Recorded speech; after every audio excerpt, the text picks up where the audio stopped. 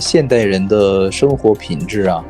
是比古代的贵族还要好得多。但是他说，你看有用吗？你们得到了快乐吗？你们得到了满足幸福吗？你们不还是天天活在心灵的不平安当中吗？恐惧、焦虑、痛苦、抑郁、胡思乱想，对吧？对立、冲突、负能量当中吗？所以说人类追求的那个所谓的物质生活的提升，那种所谓的奢华，其实真的是没有意义的。但是如果说我说句可能不太好听的话啊，就是能量比较低的人他是不会接受这句话的。因为处于能量比较低的人，他的状态就是超强的物欲，就是我说的是超强哈，不是说正常的物欲，就是他具有超强的对物质需求的渴望和不满足感。那么这样的一种状态下，其实他能听进去的也就是只有两个字，就是搞钱。他不会听进去搞钱以外的任何的话题和内容、道理、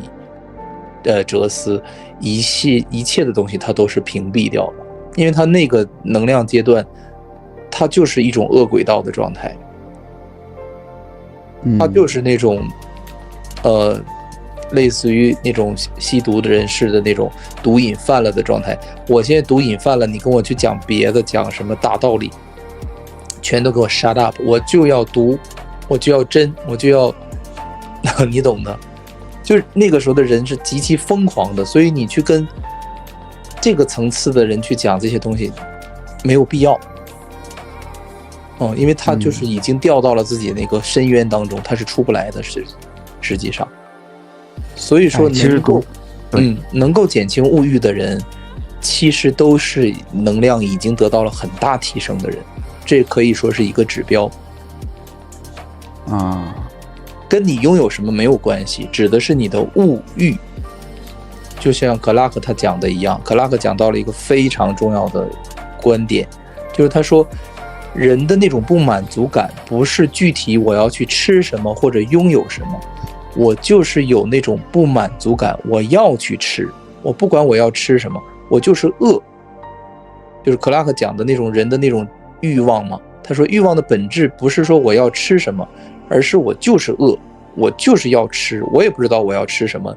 能够满足我，我就是饿，我就是需要。其实低能量的状态的人，就是或者说灵体就是这样的，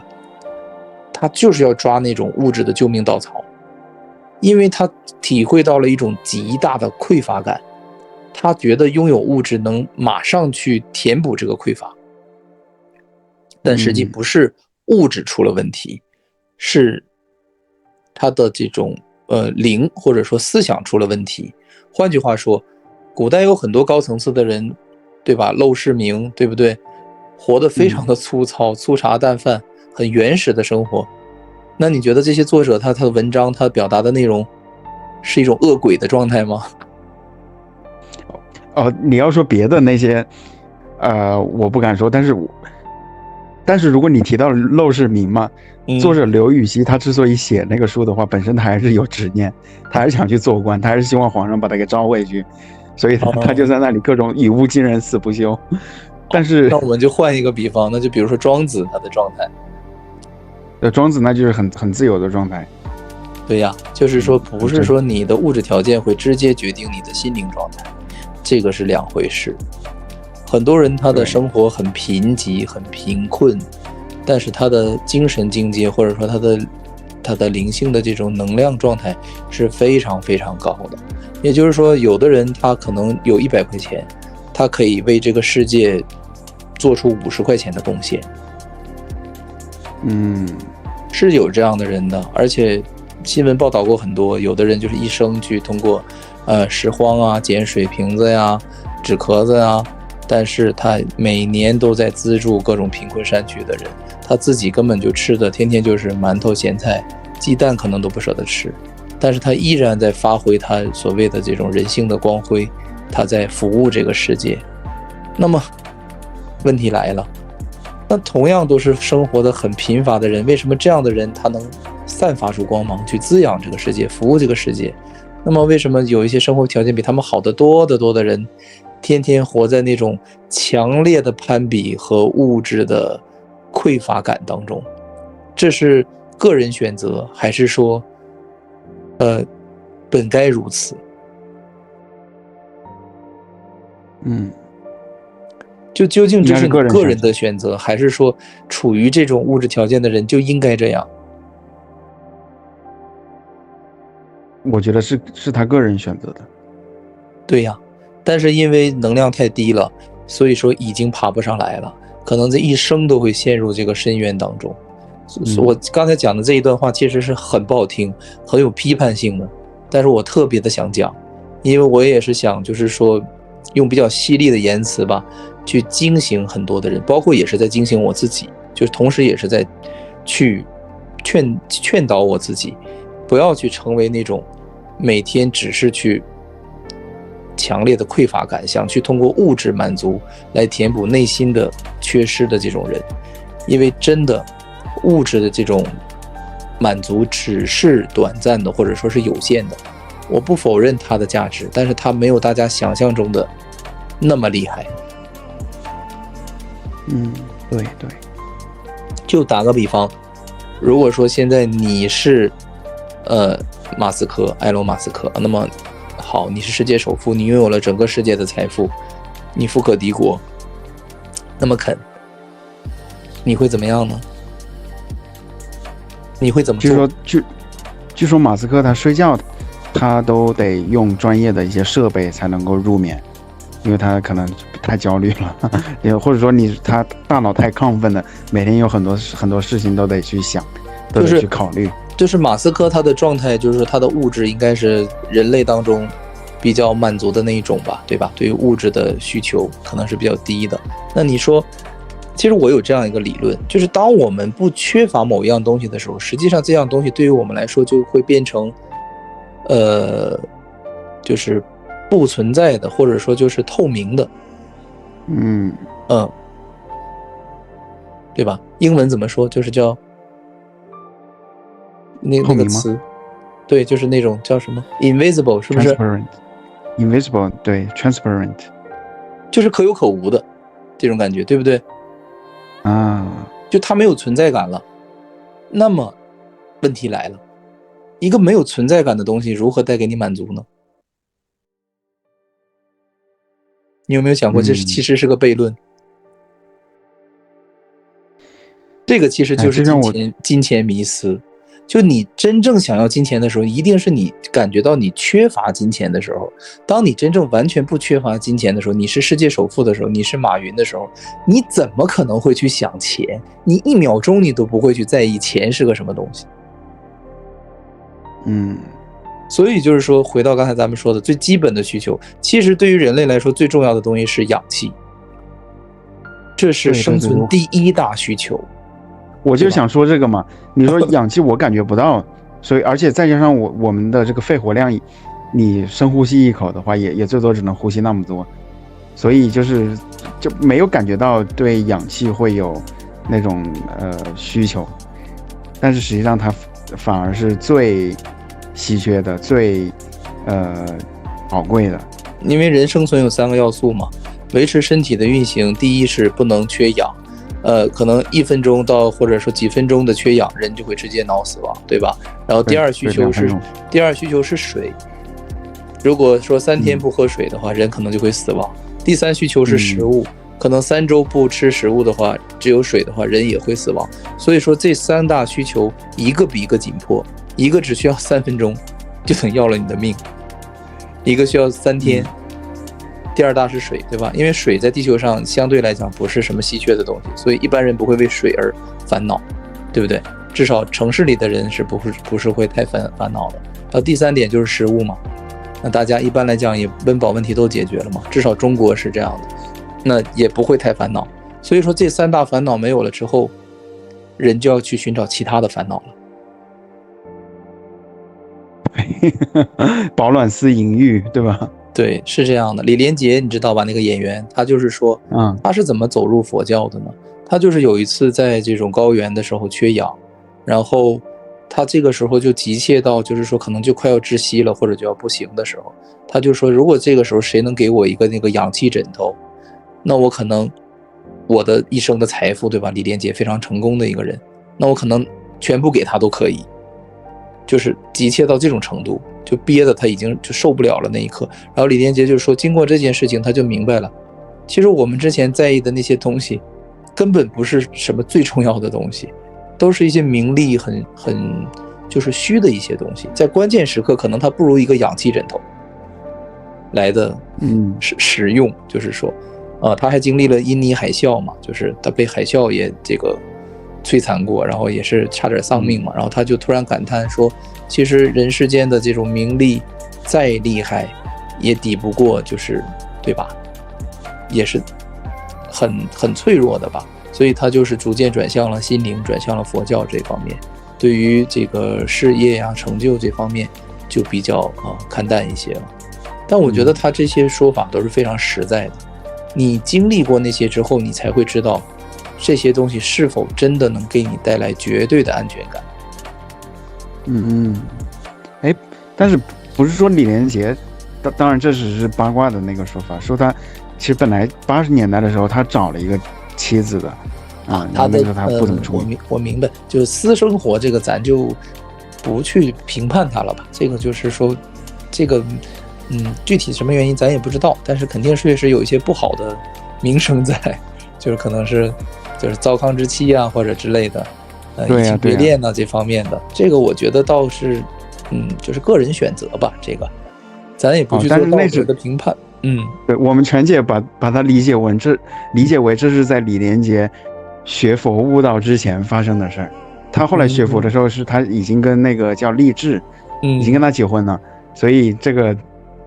一码归一码，对吧？对，但是我觉得我们不应该去首先评判一个人的这种在合法的选择情况下的一些道德评判，这个我觉得不应该有。再就是不是说学佛之后我们的人生啊，或者说人情世故就变得很完美了，这是两码事。学佛只是学那个智慧而已，不代表说我们就要各个方面都多么的完美，那这个可能有点要求的太多了。对，学的只是佛的智慧而已，不代表说我们就高人一等，这个不是的。对，就拥有智慧的人和没有智慧的人，他也是一样平等的。只不过说有智慧的人可能他离真相更近一些，然后他的这种内心的平安感能更多一些，能够不容易被这个世间的一些琐事给太多的去影响到嘛，就是对自己是有好处的对别人有没有好处这个就不可知。对，他首先是对自己是有帮助的，你的幸福感、你的快乐会多一些，然后感恩会多一些吧，我觉得。因为其实爱这个东西它有很多好的一些表达方式，比如说感恩呐，比如说喜悦呀，比如说平和呀，或者说爱本身其实就挺美妙的一个东西。就是当你去爱的时候，你本身你就会感受到一种爱的这种反馈吧，或者说滋养。不要觉得你去付出爱的时候，你去爱的时候，你是一个弱势方或者说是给予方，实际上它永远都是相互，就像电流是一样的，它永远是这种正反相互在滋养的，它是不会有一种完全的单向的一个流动的。它其实爱这个东西它就是一种很完美的东西，你在给出爱的时候，你其实同时你在收获你给出的爱。这就是上师说的，爱是一种你无法就是说去占有不给出而获得的东西，它很有意思。所以说你知道神为什么把自己给了我们吗？因为这就是它的本质，它的本质就是必须要把自己给出去，它才能存在。对，他有意思吧？他得付出，而且他是无条件的。不过他是什么时候给的？那当然我知道时间可能不存在，但是我就是想钻一下牛角尖嘛。你要是根据那个宇宙大爆炸的说法，说这个宇宙大概100多亿年吧，100-200亿年，那是那个时候给的吗？还说它是多少年之前？还说时间就是根本就不存在？宇宙大爆炸是小我的产生，不是基督自性的产生。基督自性的产生就是远远在宇宙大爆炸之前吧，可以这么去粗暴的理解一下。就是先有的是，也不是说先有，就是根本就没有先有后有。神是一切的，就是说怎么说呢？就是神就是一个终极存在，就是这个世界上只有神，它是一个绝对性的存在，除了它之外没有任何的其他。这是世界的一个背景。就是世界上有一个背景，就是神。而这个神呢，它是没有时间性的，就是它是永恒无因，就是这样一个状态，没有开始也没有结束，它就是一直是存在，始终存在，如是，可以这么理解。然后呢，神创造了一个他的孩子，就是基督自性。然后这个基督自性呢和神其实是他俩是一体的，然后在一起。唯一的区别就是说神创造到了他，而不是他创造了神。然后神和他的孩子呢一直这样，就是很完美的很快乐的这样在一起吧。然后呢就是因为一个错觉妄念实际上就是相当于一个假设，也就是说我们这个基督他很幼稚的产生了一念想法，然后这个想法呢他又有点怎么说，钻牛角尖里了，他顺着这个想法掉沟里了，然后他就状似的把自己分裂了出来，从这个一体性当中他就分裂了出来。分裂出来之后，经过了好几次分裂，然后就突然一下就和小我一起携手创造了这个宇宙，就这个爆炸就开始了。然后就显现成了就是一系列的物质现象能量现象，就这么来的。但是呢实际上这个只是他的一个，对于他来说的话就只是一个想法的一个推理，可以这么理解，就他在建立在一个错觉假设的一个推理之后推出来这么一个宇宙，但是这个宇宙实际上根本就没有真正的存在过。也就是说这个基督他陷入了自己的噩梦，原因是因为他做了一个假设，然后他就陷入了这个噩梦，然后我们现在就是他梦中的角色。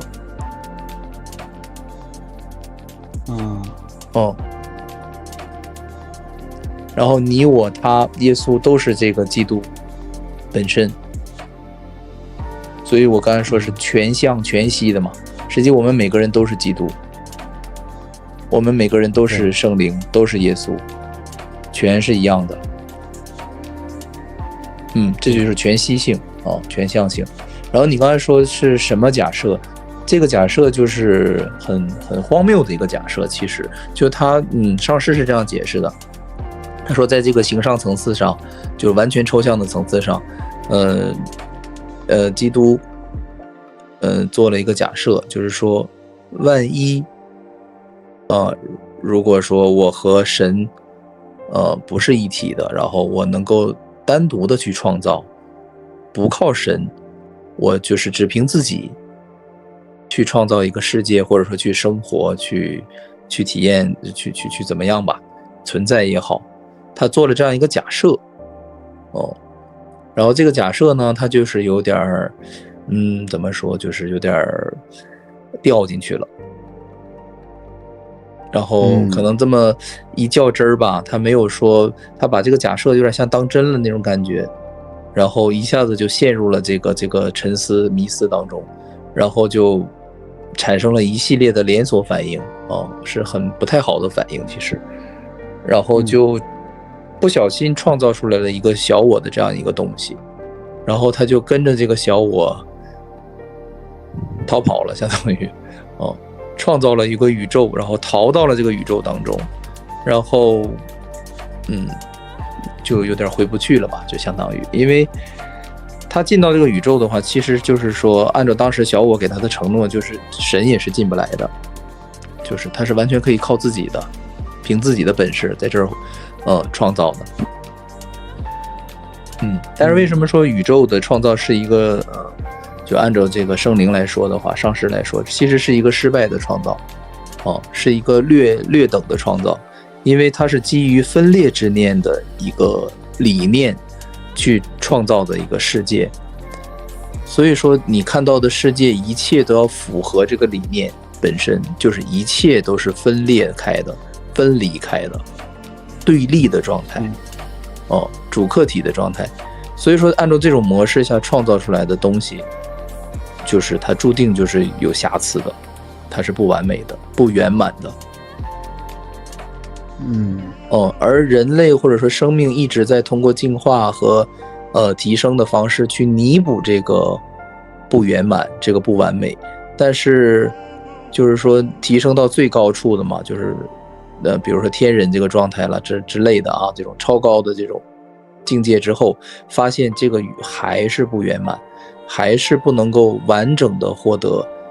就是说满足我们自己吧。就克拉克他讲嘛，到了禅定的最高定的时候，你还是有一种很小的这种就是不满足感啊，或者说匮乏感，那么这个时候就会逼着自己再往上去寻找和提升。那直到他跳出了这个三界之后，他体验到了真神嘛，然后他就体验到真神之后，他就一下子就完全醒过来了，就明白过来了。原来这个才是我真正的能满足我的东西，能够让我感到圆满的东西。然后他就很心甘情愿的等于就是决定回到这个神的这个世界了所以他说这一生肯定是我最后一生。然后体验过这个层次的人是不可能对人世间任何的什么欲望啊、男女啊、物欲啊、美食啊这些东西有任何的留恋的，就是这种感觉吧。但是这好消息是真的有人体验到了这个境界，按照书中所讲的那个境界完成了这个任务，而且就是我们活在我们现实世界的人，而且是个中国人，而且也是我们 YouTube 频道上的嘉宾所以说你有不是啊，我就说 Clark 嘛就是江湖姐采访这 Clark 嘛，所以有一次我跟你讲，我说这个太震撼了，我就说震撼到我了，他真的成佛了已经，他就是已经达到了奇迹课程最后的那个阶段了。所以我们应该有信心呐，已经前人为我们探完路了呀。最终有一天你是会体验到神的。然后你就会明白啊，原来就是这么回事，他们讲的一切都是真的。然后这可能也会成为你的最后一世，然后我们就天国相见了就变成光了，就变成能量体的存在了那可不是说光和能量体那么简单粗暴的东西了，你就变成了完全一种抽象的一种存在，就是你完全变成了一个理念了你不再是一个名词了，你变成了一个形容词哇，你变成了爱，因为你本来就是爱。好玩吗？爱不是动词吗？怎么是形容词？就是爱的表达方式，你也不能说是动词，咱们理解的这个爱，对，你也可以说它是一个名词嘛，但是它是一个完全抽象的名词。对，就是对，它不像其实上师讲了，就是我们或者说神是属于形上层次的存在就是中国讲形而上学，就是指抽象层次的世界就是说超越一切的形体，有形有相的东西，它完全是一种概念，它是一种理念啊。我看过另一本传讯，也是据说也是耶稣写的啊，倒也无所谓。他讲的说，他说神把我们创造的多么的完美和无敌呢？他说我们实际上是一种理念，就神把我们创造的是一种理念。对对，就像老子在《道德经》里面他说的"道可道，非常道"，然后包括圣经的那个他的那个创世纪开篇第一句就是太初有道，道就是神，道与神同在。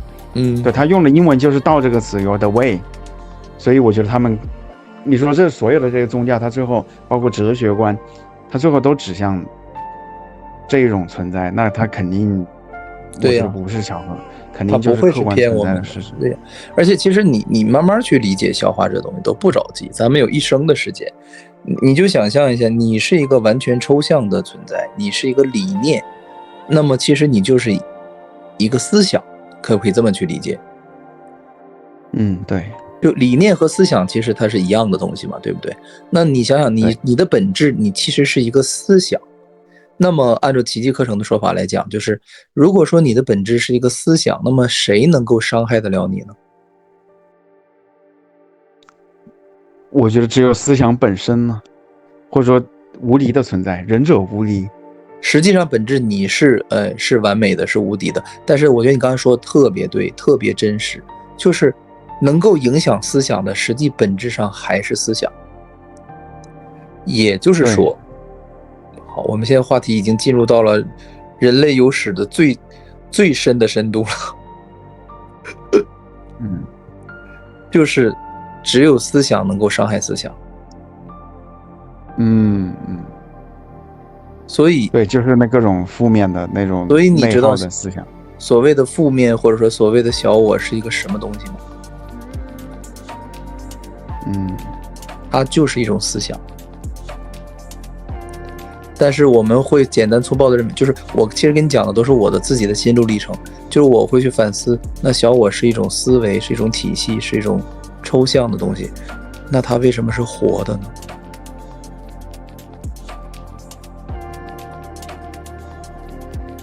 就如果说是不是它只是一个思想，就像一句话一样，它不应该是活的呀？那为什么呢？我也在思考啊，所以我自己的思考就是，我们太简单粗暴的去认知这个世界了，我们根本不懂什么东西是死的，什么东西是活的，或者说我们的认知是颠倒的，我们认为死的东西是活的，我们认为活的东西是死的。也就是说，思想这个东西，或者说灵性这个东西，或者说爱这个东西，它本身就是一种无法被摧毁的生命。就真正的生命实际是抽象层次的，是真正完全无形的东西，它就是活的，它就是有生命的。我觉得其实就是因为人类语言的这些发明的这些名词的定义吧，它会对很多人产生一些投射，然后最后投射就会导致各种争端。我就举个例子，比如说印度人这3个字，其实它本身根本就没有印度人的概念，你本质上大家都是人，你应该说这个人那个人，但是因为发明了这个定义吧，好，那可能也许你想到的印度人是那些瑜伽修行者，是一些古印度的一些圣人，一些佛，好吧。然后我就是相当于一提到印度人这3个字，我脑海里的第一印象也许是爱尔兰的这些就是外系里面的那些帮助过我的那些来自印度的高级工程师吧。但是呢，我跟国内的有些朋友聊天的时候嘛，他们一提到印度人就特别反感啊，印度人都是骗子。为什么呢？因为他们很多是做外贸的嘛，然后遇到了有一些印度的，就也来自印度的一些个别的一些，当然其实也不是个别，可能有点普遍的一些不良的商家嘛，然后可能就是最后发货了之后，然后就找各种理由不付尾款啊。所以说你看，就印度人这3个字，每1000个人里面他可能有1000种理解，最后就导致了无休止的纷争嘛。比如说我说印度人都蛮好的呀，他们都帮过我，结果他们一听到印度人这3个字，他可能想到是上一单做外贸的时候被坑的那个印度人或者巴基斯坦人那是做外贸的印度人，就是所以大家感觉说的其实都不是一回事儿。对对对，就是因为所以那个《金刚经》还是能言，对，就是《金刚经》里面他讲过诸相非相嘛。这个印度人不是这个印度人，其实并不存在印度人，也没有印度人。我们说的都不是一回事，因为你刚才提到人嘛，我就觉得，其实人本身是不是 DNA 创造出来的，是不是这样的？对。我前一阵儿还看那个人怎么从受精卵，然后再就是重温嘛，然后我就反思了一个很有深度的问题。其实人就是和所有的众生、昆虫包括其他的生命，其实本质上都是一种 DNA 的一种表达形式。这个你认可吗？那也就是说，我们其实所有的众生都可以统称为一个词，叫做 DNA， 生命。对，是不是这样？所以说，我们生物课第一课就学了，世界上只有2种生命，一种是细胞生命，一种是病毒。那么你不觉得很有意思吗？那病毒它凭什么是活的呢？我忘了。对，病毒它是连细胞都没有，对，它连细胞结构都没有，它只有一段就是很简陋的遗传物质，我记得是。对对对，遗传物质，然后外表有个蛋白质的壳，然后这个壳有 DNA 病毒点。对，但是你说这个讨厌的东西，居然它会复制，而且它还而且你去看那个病毒在电子显微镜下的那个结构，你会发现它好像就是它好像是机器人嘞，有点像纳米机器人的感觉，就它极其的简陋。你看对，很像人造卫星，你不觉得吗？它的外壳怎么那么规则？对，然后你说它也没有什么智商，但是它又能显现出来各种变异、进化，然后你看，包括它对于生命的残害，那简直就是如此的这种疯狂，对不对？咱就不说新冠病毒了，就从古代到现在的多少的流感瘟疫一系列的病毒，我就觉得这本身就是一场生命之间的较量，就是这种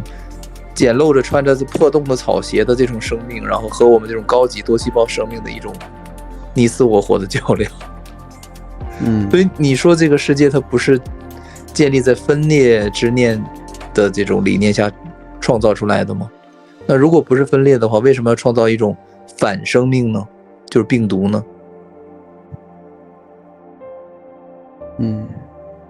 对不对？你说的这个是不是？你先说。我就是觉得我很多的这种概念在我这最后都成立的原因，就是因为我观察这个世界它真的是不太平不平安的，一定要有一种什么病毒去摧残我们的人类，摧残猫狗对吧？就这种对立的这种前提究竟是哪个缺心眼设计出来的？我就是一直在思考这个问题。你说有没有可能是大自然的那个稳态调节，它希望平衡？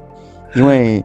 不然的话，你这个人口爆炸的话，那不就把地球的资源给耗尽了吗？其实是真有可能是这样的，但是就是说，上师他之所以去嘲讽我们这个世界，他的意思就是说，你看这个世界，它建立在分裂之念产生的这种造化造物，一切的一切都在相互折磨。你有没有考虑过这个问题？就这是一个完美的世界模式吗？他说他甚至就是你看完告别娑婆，你就会明白他在讲什么事情。就是他说不光是植物之间的斗争植物其实看上去都挺平和的，对不对？他说实际上你看那个热带雨林的那个植物底下那个根互相之间都你死我活的在这争着扼杀对方的这种，对吧？包括上面那个枝叶的争抢阳光，那就更是显而易见了。他说甚至就大到你们的星系之间也在不停的相互发射着高能辐射，在攻击对方。哇！然后我就觉得真的，那这个宇宙真的也就是没救了。那这是不是那个圣经所说的人类的原罪？对，他说每个人都有原罪的。这个分裂之念就是原罪。原罪吗？对。但是我还听过有一种说法，当然你可以把它当成是那种大逆不道的言论，如果作为基督徒来说的，他说其实根本就不存在所谓的那个原罪，我们都不是受害者，我们都没有原罪。其实他这个角度挺好的，你知道为什么吗？因为他这个角度也是一个真相。他其实上就是奇迹课程一直在讲的，就是无罪本质。就我刚刚跟你讲了一大通这个原罪啊，或者说小我是怎么来的，对吧？这个分裂之念是怎么来的？但是现在就是说救赎原则出现了，耶稣带着他的发着光的救赎原则来找我们了。就他来，哎呀，怎么形容？就是他带着救赎来找我们了。就我们现在很痛苦，对吧？因为分裂之念造的宇宙就是相互对立的，就是相互攻击的、折磨的。那么现在耶稣作为和平大使，他带着真理和救赎来找我们了。他告诉我们了一个解决办法、解决方案，就是你怎么样摆脱这些痛苦呢？怎么样得救呢？所以说基督教讲的那些东西也没有问题，就是你怎么去理解它了啊？实际上你也可以讲是一种得救吧，可以这么去形容。如果你认为世界是痛苦的，那你有人帮你离开这里，这不也是相当于就是说越狱的感觉吗？好，非常感谢啊！剩下的章节呢，我们会在下周更新，请订阅支持一下吧，让我们幸福喜悦吧。因为我们如今正在经历的疯狂，实际上是一种幻象，它逼着越来越多的人觉醒。